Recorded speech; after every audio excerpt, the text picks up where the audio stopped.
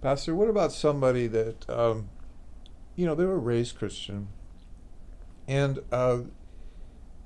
they want to come back? They've been away for a while. And there's a multitude of reasons why folks drift away from a church, or maybe they just moved here and they don't know where to go. Hmm. But what would you say to somebody that has been away for a while and wants to come back? Um, how would you counsel that? Well, first of all, I'd say welcome home, and I would say it does take some courage to come back into the Christian community after being gone for a while. I mean, there can be a multitude of reasons why that has happened. It can just be a habit. A lot of church showing up for church is kind of a habit, and you just got out of a habit, or there can be some real brokenness and heartache and some deep despair that people have gone through in their life and in their journey. And so they may be at a different place in their faith and they're not quite sure what it means.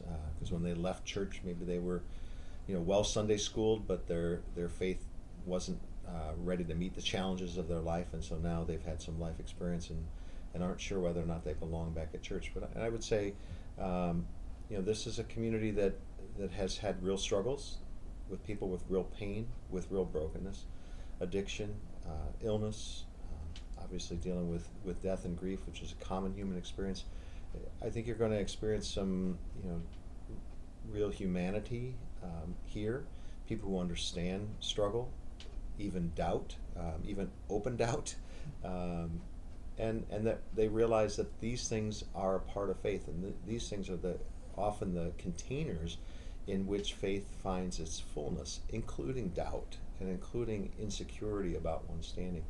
What you're going to hear here in this place is God's unconditional regard for persons and God's love for those who've experienced hardship and brokenness and death, and a God who gives promises to overturn what seems like the finality of death in the resurrection of Jesus. So it is a place that is founded on that hope and the certainty of the resurrection. We try to live in that, even though we have more like a butterfly trajectory than a rocket one.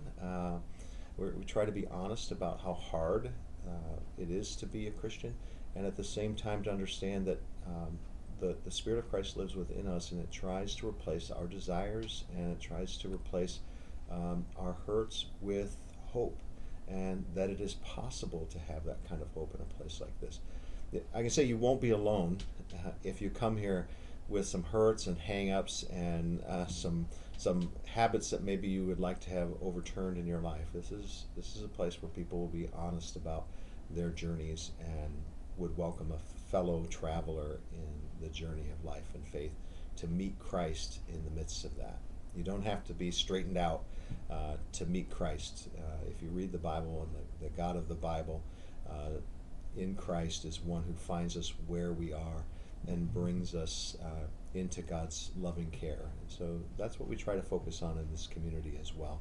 And I think you'll find that in the people as well as in the messages that you get on Sunday mornings. Well, thank you so much for answering that. I appreciate it.